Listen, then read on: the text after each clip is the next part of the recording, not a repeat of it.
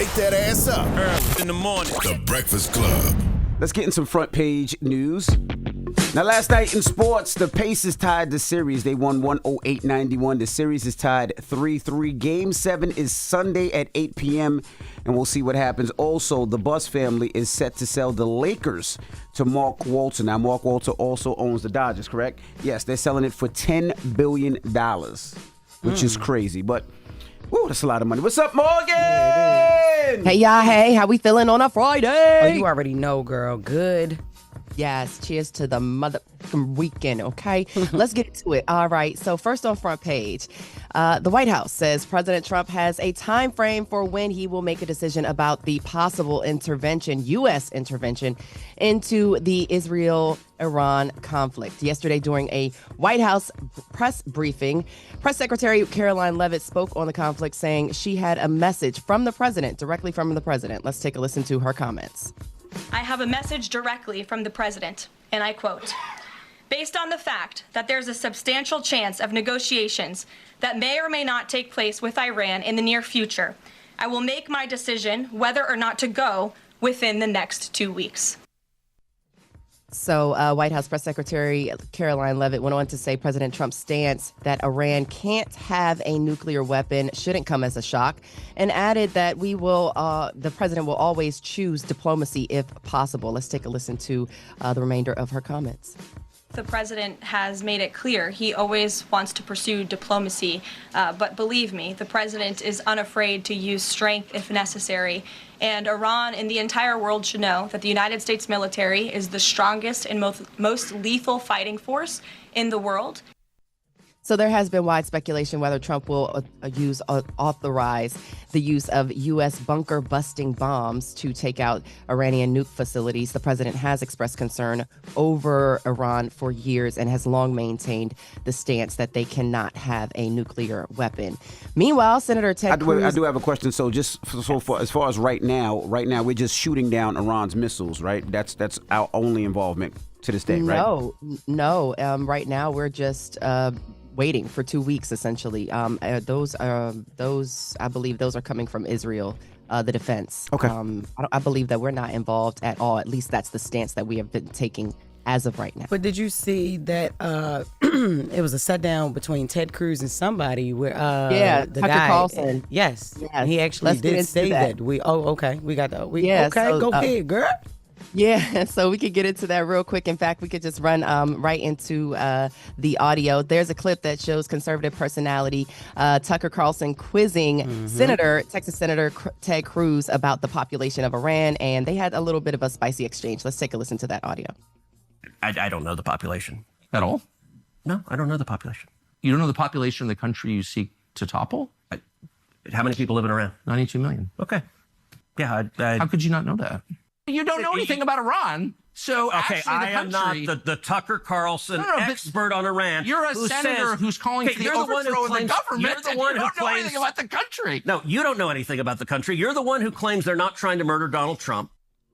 Listen, Tucker Carlson, he might be on the conservative side, but baby said, look, you got to know what you got to know. But it's also the part, if we would have kept that going a little bit longer, he actually said, Ted Cruz actually said, we are, like, he took accountability, like we doing this together, like America is doing this together with maybe in tandem with its allies. And he said, and Ted Cruz, and Tucker Carlson told him, like, okay, well, this is exclusive.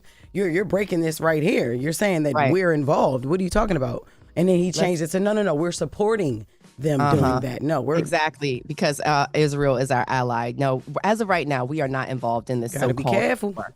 Gotta be careful. You definitely got to be careful. But as of right now, we are not involved in this so-called war outside of being a support and ally to Israel. So I'll keep you guys posted as to what happens. As the president indicated, 2 weeks, we will make a decision, or he will make a decision in terms of what will happen in terms of what we do moving forward in this conflict between Israel and Iran. So stick around at 7. We will talk about the president and how he feels about Juneteenth. That was yesterday. So, yeah, we'll get into that.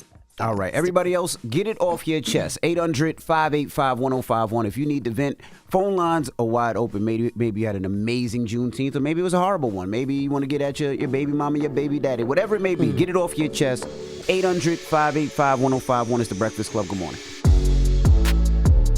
Morning, everybody. It's DJ NV, Jess Hilarious, Charlamagne the Guy. We are the Breakfast Club. Let's get back in some front page news.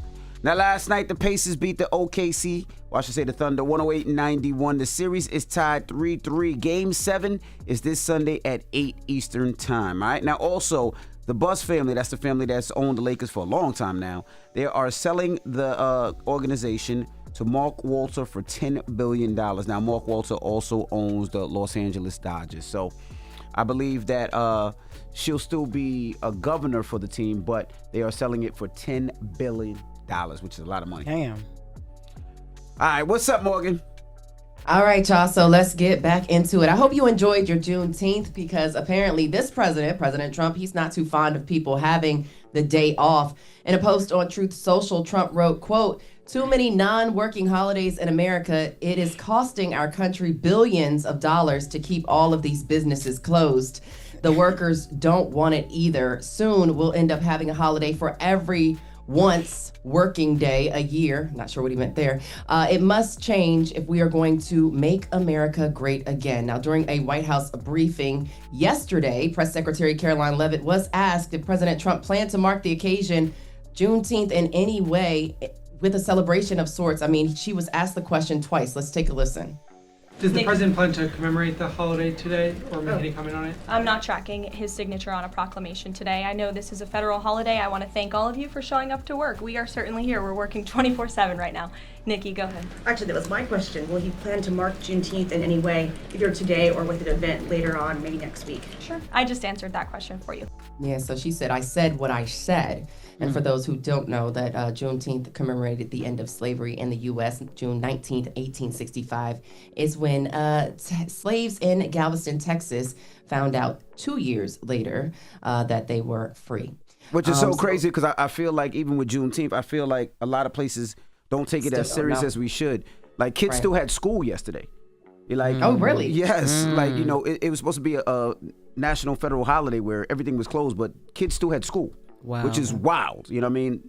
So I don't feel like they take it as serious anyway. What up, Charlotte? I mean, it's also new, too. We don't really have no traditions to go with it yet. 4th of July been around a long time. But if it's a holiday, it's a holiday. Even Martin Luther King Day. Even they have school on Martin Luther King Day. That's just a day we got off. That's what Juneteenth kind of is. It's just a day to have off. Like we're supposed to celebrate. No, for the last couple years since it's become a federal holiday, it's things to do. You just gotta go do them. Like they do. There's like in Brooklyn they do like a huge day where you can come out and you have like black vendors you can shop. I'm talking about nationally. Like 4th of July, we know what to do on 4th of July. I'm riding in just now. I heard about 5 4th of July commercials. Yeah, I mean, you're right. But even Martin Luther King Day, like the kids don't have off school on that day either.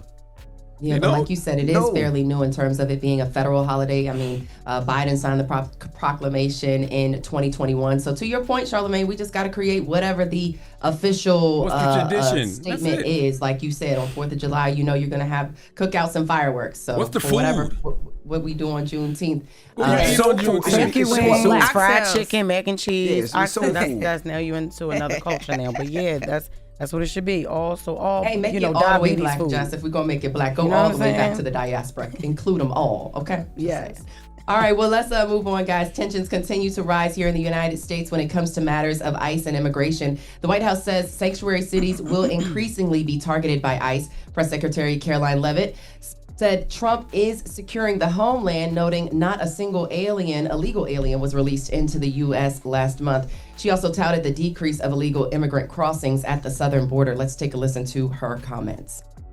The efforts by President Trump to stop the illegal immigrant invasion and secure the border in this short amount of time represent one of the greatest achievements by a presidential administration in the history of our great country. Illegal criminals who are hiding in America's largest so-called sanctuary cities will be increasingly targeted for removal. Radical Democrats will no longer be allowed to shelter illegals who threaten public safety as part of their cynical efforts. She went on to say that Homeland Security is ramping up efforts to arrest and deport millions of illegal aliens that former President Biden let in. There were initial anti-ICE protests in Los Angeles when the immigration operations began, but they have since died down. But check this out. A federal appeals court has ruled in favor of President Trump and his administration regarding the deployment of those National Guard troops to California. The Ninth Circuit Court of Appeals says the president is within his rights to deploy the troops amid the protests in Southern California over immigration raids. Now, the ruling by a 3-judge panel allows nearly 4,000 National Guard troops to remain in Los Angeles. California Governor Gavin Newsom sued the president over his decision to deploy the National Guard. Last week, a federal judge agreed with Newsom and ruled Trump's actions were illegal. But since then, the Ninth Circuit Court of Appeals has said, well, Trump is the president and he is within his right to deploy those troops in California. Now, LA Mayor Karen Bass just wants to know why, because President Trump has decided to send another 2,000 National Guard troops. As I previously mentioned in this report, that those protests have since died down, but Trump is going to send another 2,000 National Guard troops to those protesters in LA, and LA Mayor Karen Bass wants to know why. She says LA is a city of immigrants, and this is creating a lot of fear, and that anyone can be targeted, and she questioned the need for the troops. Let's take a listen to her comments. Why do you have these young people here who have to miss work, school, leave their families, and they're here for no reason? In some instances, and I'm sure you've seen the pictures, in some instances, sleeping on the floor of the federal building. Why are we doing this to them? It sounded like the audio cut out a little bit there, but she said, why are you doing this to these young people who have to miss work, miss school? She's talking about these National Guard troops. So the U.S. Northern Command said Tuesday that Defense Secretary Pete Hegseth activated the troops under an Army code, which allows the president to call the National Guard into federal service when the U.S. is under invasion. Yes, so California Governor Gavin Newsom, of course, has been critical of this deployment and said the soldiers were diverted from critical wildfire work and are now twiddling their thumbs for Donald Trump's political theater. Furthermore, I just think that with the tensions rising with Iran and Israel, we need not spread our resources thin. That's all I'm gonna say about that. But all right, so that's your front page news. I'm Morgan Wood. Y'all can follow me on socials at Morgan Media. And for more news coverage, follow at Black Information Network. Download the free iHeartRadio app and visit us at BINnews.com. Thank you very much. Peace, Morgan. See ya. Wake that ass up Early in the morning. The Breakfast Club.